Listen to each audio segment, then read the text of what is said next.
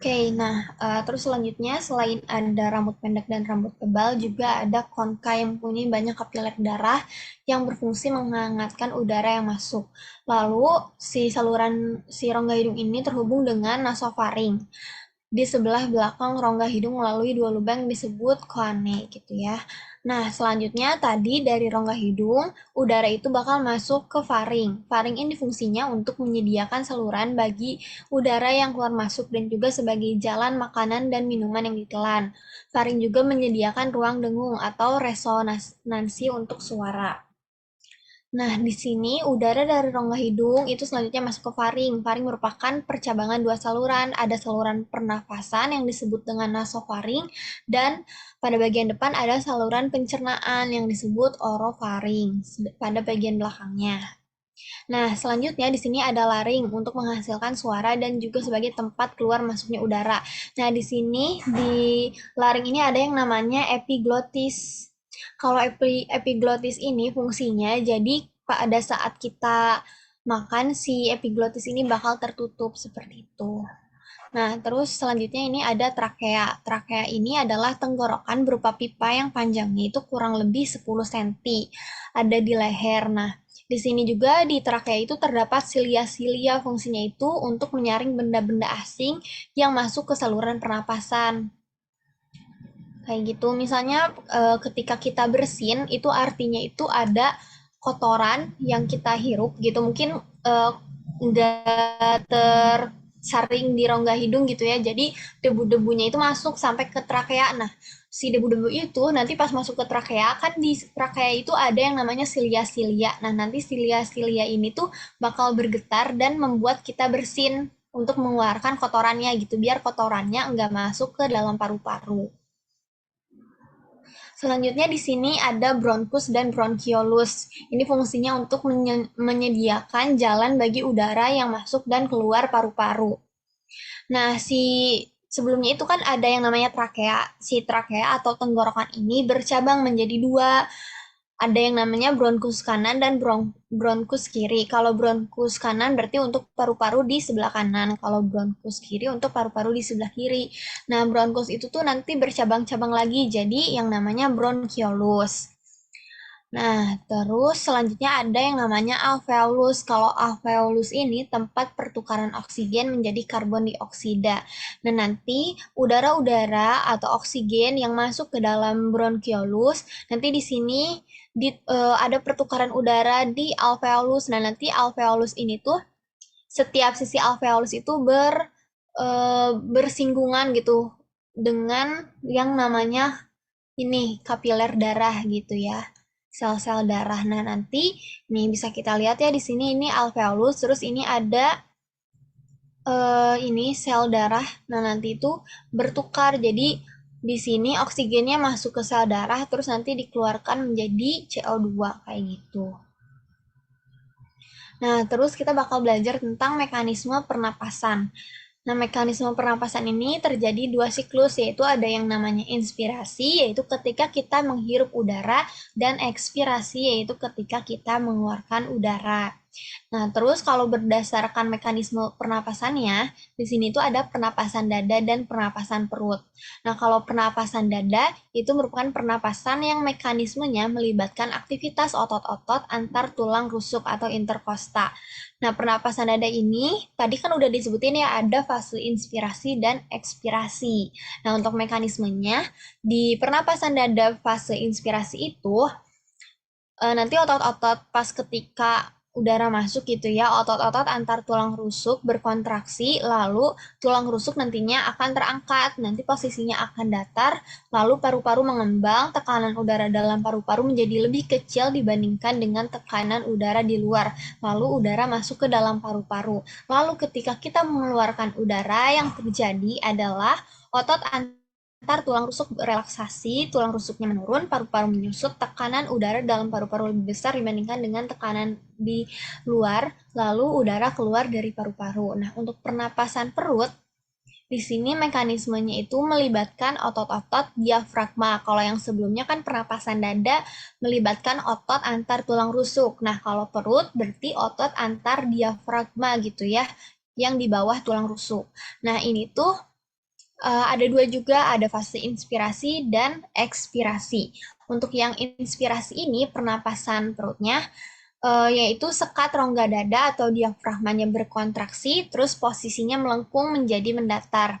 Yang dari melengkung, si diafragmanya itu nanti posisinya jadi mendatar ketika kita menghirup udara. Lalu paru-parunya mengembang karena kita menghirup udara, tekanan udara di dalam paru-paru lebih kecil dibandingkan di luar, lalu udara masuk ke paru-paru. Nah, ketika kita mengeluarkan udara melalui pernapasan perut ini, nanti otot diafragmanya itu relaksasi, terus posisinya yang tadinya datar jadi melengkung kembali gitu, karena posisi normalnya itu melengkung gitu ya. Terus paru-parunya mengempis karena kita mengeluarkan udara, lalu tekanan udara di paru-paru lebih besar dibandingkan tekanan udara di luar, lalu nanti udara keluar dari paru-paru. Nah, ini mekanismenya gitu ya.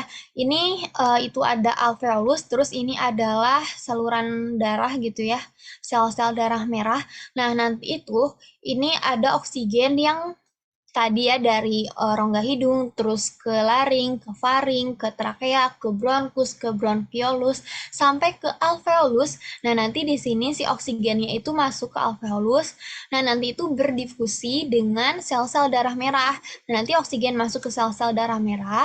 Terus di sini ada pertukaran gas. Nanti karbon dioksida keluar menuju alveolus gitu. Nah, kayak gitu ya. Nah, selanjutnya di sini ada sistem ekspresi. Sebelumnya ada yang mau ditanyakan nggak tentang sistem respirasi? Nanti sebenarnya di sistem respirasi itu ada gangguan-gangguannya ya, seperti penyakitnya, misalnya TBC kayak gitu. Tapi itu teman-teman bisa baca-baca aja ya di internet karena kebetulan ini waktunya terbatas dan juga materinya cukup banyak. Teman-teman ada yang mau ditanyain dulu tentang sistem respirasi atau udah cukup? Nanti selanjutnya udah di sistem ekspresi kita bakal ada contoh soalnya ya. Oke, mungkin aku anggap udah cukup mungkin ya buat pembahasan sistem respirasi. Nah, selanjutnya kita akan membahas tentang sistem ekskresi. Nih, di sini ada 4 organ yang berperan dalam sistem ekskresi ini. Ada ginjal, paru-paru, kulit, dan juga hati. Nah, kita bahas satu persatu ya, tapi secara singkat aja karena yang akan kita bahas lebih dalam itu mengenai ginjal, yaitu mekanisme pembentukan urin ya. Nah, di sini ada organ kulit. Kulit itu fungsinya untuk mengekskresikan urea, garam, dan kelebihan air melalui kelenjar keringat. Lalu ada paru-paru, tadi udah kita bahas juga ya sebelumnya di sistem respirasi, yaitu untuk mengeluarkan karbon dioksida dan uap air serta untuk membutuhkan oksigen. Nah, selanjutnya hati di sini fungsinya untuk mengekspresikan urea, pigmen, empedu, dan racun. Oh iya, mohon maaf ini kayaknya salah masukin gambar ya. Ini gambarnya hati. Fungsinya itu untuk mengekspresikan urin kalau ginjal. Nah, di sini teman-teman pasti pernah nggak sih minum minuman kayak gini, misalnya minum green tea, Thai tea, coklat, atau jus-jus atau kopi-kopi kayak gitu. Nah, kan pas kita minum minuman yang berwarna dan berasa kayak gini, tapi pas dikeluarin itu urinnya itu berwarna bening gitu ya, atau agak kekuningan sedikit. Nah, itu kenapa ya si urinnya itu bisa warnanya berbeda, terus beda gitu ya dari yang kita makan. Nah, itu tuh karena adanya mekanisme pembentukan urin. Nah, mekanisme pembentukan urin ini terjadi 3 tahap, yaitu ada filtrasi, reabsorpsi, dan augmentasi. Mungkin teman-teman juga udah pernah belajar mungkin ya tentang 3 tahap ini. Jadi sekarang kita akan mengulas kembali tentang 3 tahap ini. Nah, di sini aku tuh buka sebuah web, tapi aku lupa lagi nama webnya apa. Nah, di sini tuh kita bisa lihat organ-organ gitu ya, anatomi sistem yang ada di tubuh kita. Nah, sebenarnya itu pembentukan urin terjadi di bagian apa di dalam ginjal? Nah, sebenarnya pembentukan urin di dalam ginjal itu terjadi di bagian renal cortex. Yang ini nih, yang kayak keping-keping jagung ini. Atau di bagian renal medulanya gitu ya. Pokoknya di bagian yang kayak keping-keping jagung gini. Nah, nanti itu si pembentukan urin terjadi di sini, lalu nanti itu dilanjutkan, disalurkan ke kentung ke kandung kemih gitu ya, nanti disalurkan ke kandung kemih di bawah gitu. Nah, ini secara gambaran kasarnya gitu ya untuk pembentukan urin. Di sini kan kita mempunyai dua ginjal ya, ginjal kanan dan ginjal kiri. Nah, di ginjal itu ada yang namanya tadi renal cortex atau renal medulla atau disebut medulla renalis atau cortex renalis sama aja. Nah, di sini tuh terjadi pembentukan urinnya. Nah, kalau kita perbesar lagi si kepingan-kepingan ini tuh nanti gambarannya seperti ini nih, si kepingan-kepingan ini tuh. Nah, di sini ada yang namanya kapsula Bowman, tahu kan ini yang filtrasi, terus ada tubulus collectivus, ada tubulus protoctus gitu ya. Nah, ada tubulus distal nih, ada lengkung Henle. Oke, kita bahas satu persatu dari filtrasi. Nah, filtrasi ini itu disebut dengan penyaringan darah. Proses filtrasi ini terjadi di glomerulus yang di sini nih. Nah, di glomerulus atau tepatnya di kapsula Bowman. Nah, di sini ada filtrasi yang terjadi di glomerulus. Hasilnya itu menghasilkan nanti urin primer. Nah, di sini urin primer itu mengandung air, glukosa, urea, bilirubin, asam amino, dan lain-lain. Lalu, zat yang diserap lagi oleh tubuh yaitu ada sel darah dan protein karena masih berguna bagi tubuh gitu ya. Jadi di sini darah itu masuk ke dalam glomerulus. Nah, di sini itu di dalam glomerulusnya kalau diperbesar, di sini air itu akan keluar gitu ya. Air akan keluar, terus glukosa akan keluar, bilirubin keluar, urea keluar, air keluar, terus di sini yang digunakan kembali itu ada sel darah dan protein gitu ya. Jadi hasil saringan dari filtrasi itu ada air, glukosa, urea, bilirubin, asam amino, dan ion-ion gitu. Yang disaring lalu nanti akan masuk ke tubulus proksimal. Nah, selanjutnya ada yang namanya tahap reabsorpsi. Kalau tahap reabsorpsi ini yaitu penyerapan kembali zat-zat yang masih diperlukan oleh tubuh. Proses reabsorpsi ini terjadi di tubulus contortus proximal atau disingkat TKP gitu ya. Hasilnya yaitu urin sekunder. Urin sekunder ini mengandung air, garam, urea, dan urobilin. Zat yang diserapnya itu ada glukosa, asam amino, sebagian urea, dan zat lainnya. Terus di sini ada yang namanya augmentasi. Ini tuh proses terakhir ya. Jadi augmentasi itu pengeluaran zat sisa yang tidak diperlukan oleh tubuh dalam bentuk urin. Nah, proses reabsorpsi ini terjadi di tubulus contortus distal atau disebut TKD. Nah, jadi ini bagiannya gitu ya. Yang filtrasi itu terjadi di sini, lalu reabsorpsi di sini, dan yang terakhir ada augmentasi di sini. Nah, dari proses augmentasi ini dihasilkanlah urin sesungguhnya gitu ya, yang mengandung air, urea, amonia, dan zat lainnya. Nah, selanjutnya urin ini akan menuju tubulus collectivus nih dari tubulus contortus distal yang tadi augmentasi. Urin ini bakal menuju ke tubulus collectivus. Di sini itu terjadi penyerapan ion Na+, Cl-, dan urea. Nah, urin ini nanti selanjutnya menuju pelvis renalis yang dialirkan menuju ureter hingga sampai kepada vesika urinaria atau disebut dengan kandung kemih. Nah, nanti ketika kandung kemih penuh, maka akan dikeluarkan dari tubuh melalui uretra. Oke, sebelumnya dari pembahasan yang tadi, apakah ada yang mau ditanyakan teman-teman tentang respirasi atau reabsorpsi? Kalau udah cukup, boleh bilang di kolom chat gitu ya, udah cukup. Gimana teman-teman, masih ada yang bingung?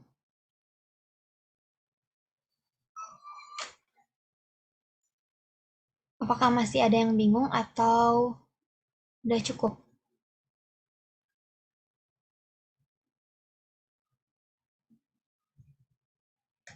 Oke, mungkin udah cukup ya. Kita lanjut ke latihan soalnya. Oke, di sini aku ada 5 soal, nanti kita jawab dan bahas bareng-bareng ya. Nah, soal pertama itu NH3 sebagai hasil metabolisme protein dan CO2 sebagai hasil respirasi dapat membentuk urea yang kemudian diekskresikan. Pembentukan urea tersebut terjadi di dalam, teman-teman ada yang tahu nggak pembentukan urea? Nah, hasilnya itu NH3 dan CO2 sebagai hasil respirasinya. Tuh, kira-kira pembentukan urea tersebut terjadi di dalam apa? Tadi kan udah dijelasin ya, terjadi di hati kah, atau ginjal, atau kandung urin, atau usus besar, atau usus halus. Ada yang tahu?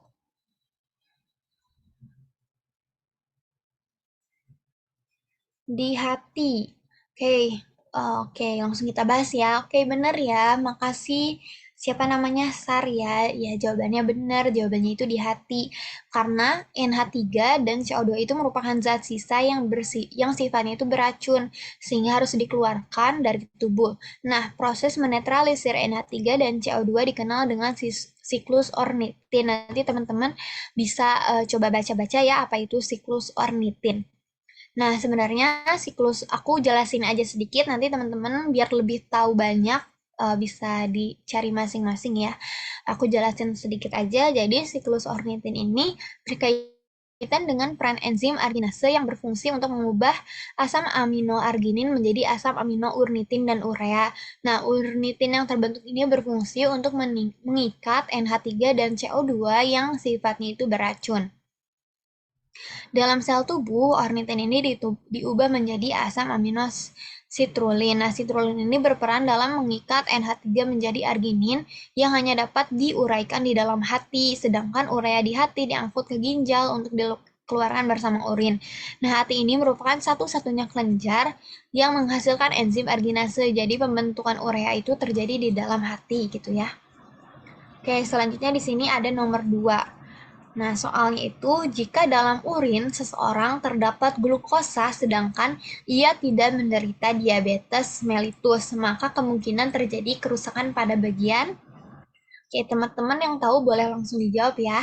Jadi kan di dalam tahapan pembentukan urin itu ada 3 ya, masih ingat kan? Tadi ada glomerulus, ada filtrasi, reabsorpsi, dan augmentasi. Nah, kira-kira kalau misalnya seseorang ini di dalam urinnya ada glukosa gitu, berarti dalam salah satu tahap itu ada terjadi kerusakan. Nah, kerusakannya itu kira-kira dalam bagian apa? Dalam bagian glomerulus, kapsula Bowman, tubulus proksimal, tubulus distal, atau lengkung Henle. Gimana, ada yang udah tahu jawabannya?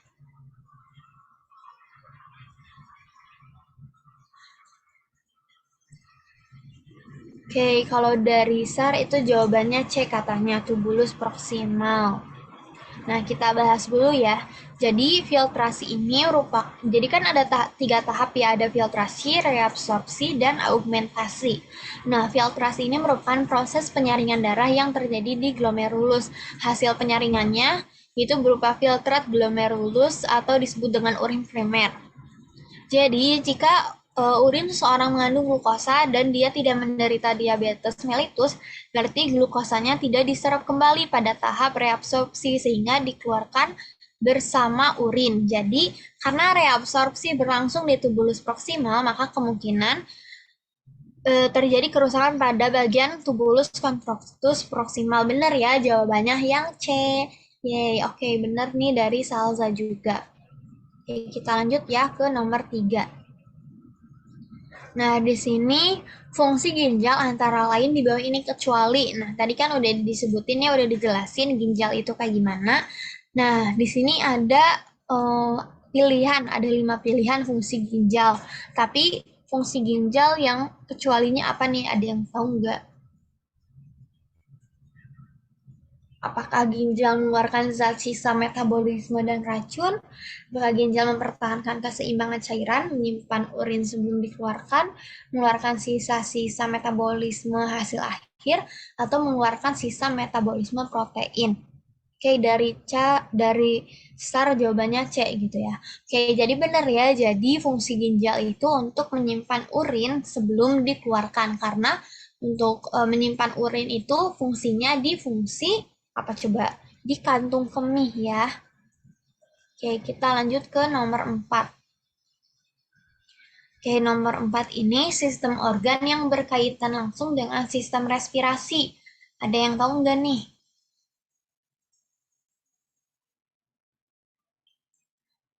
Tadi kan udah dijelasin ya tentang sistem respirasi. Tadi udah sedikit disinggung nih.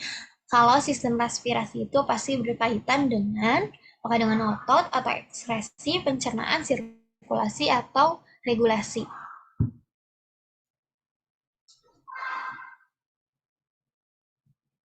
Oke, ada yang jawab C dan D. Ya, oke kita bahas ya. Nah, jadi kalau kita ke slide sebelumnya, nih ya, coba kita lihat. Nah, di sistem respirasi ini tuh kan tadi soalnya sistem organ yang berkaitan langsung dengan sistem respirasi. Nah, sistem respirasi di sini ada sistem sirkulasi. Jadi, sistem respirasi itu berkaitan langsung dengan sistem sirkulasi karena adanya pertukaran oksigen dan karbon dioksida. Kayak gitu. Jadi, jawabannya itu yang mana coba? Jawabannya itu yang D. Oke, kita lanjut ya. Ini soal nomor terakhir buat latihan soalnya. Ini pertukaran gas pada alveolus atau alveoli paru-paru terjadi secara. Nah, tadi juga udah sempat aku jelasin ya tentang pertukaran gasnya. Kira-kira terjadi secara apa nih? Ada yang tahu kah?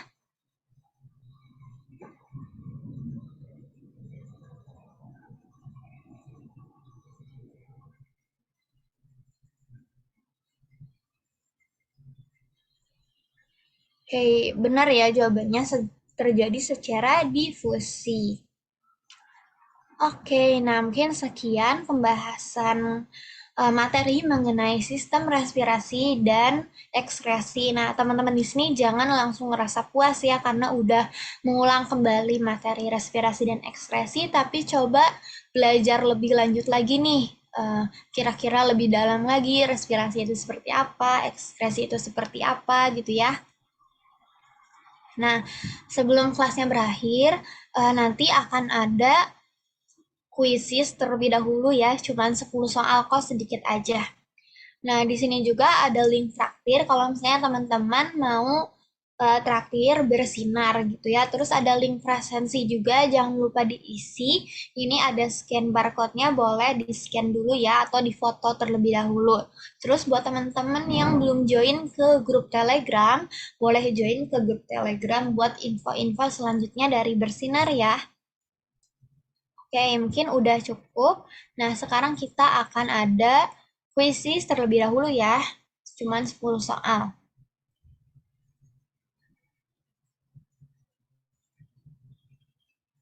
Oke, di sini teman-teman boleh langsung join ya. Dicari dulu di Google-nya masing-masing, kuisis. Terus ini barcode-nya di-scan atau dimasukin game kodenya ya. Aku tunggu sampai jam 5 atau ya sekitar 5 menit lah ya aku tunggu cukup mungkin ya untuk login di Quizzes.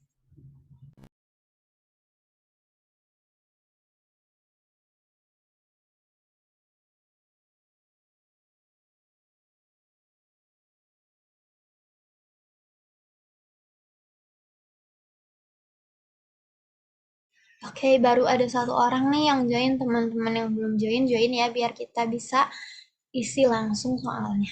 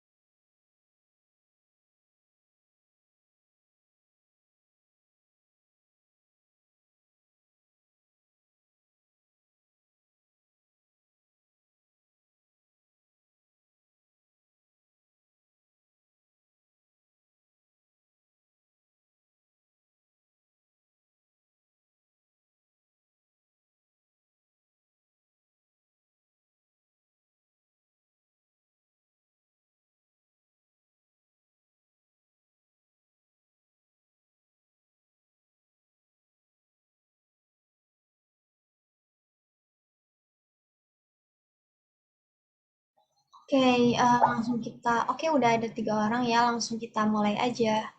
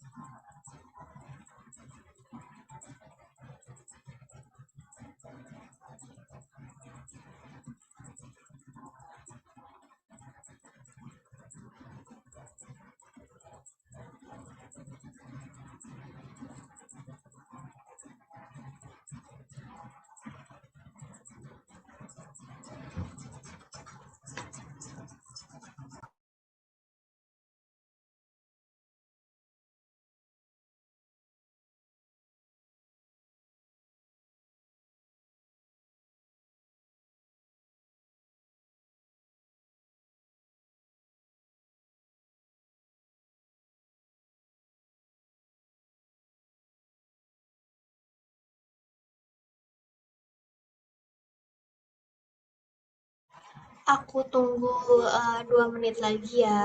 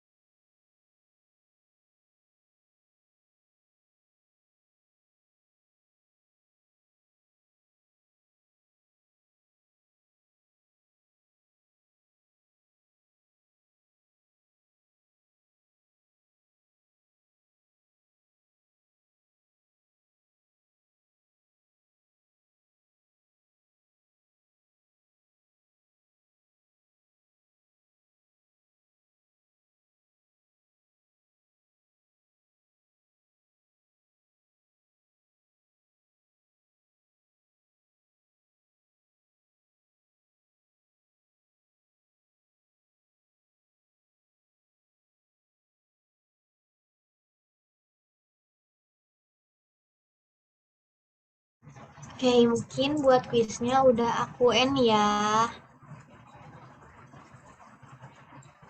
Oke, selamat buat teman-teman yang udah isi kuisnya. Oke, kita lihat ya. Oke, mungkin cukup sekian pematerian dari aku gitu ya. Kita belajar bareng-bareng mengenai sistem ekspresi dan respirasi. Dan juga udah ngebahas soal-soalnya dan udah latihan pakai kuisis juga. Oke, mungkin cukup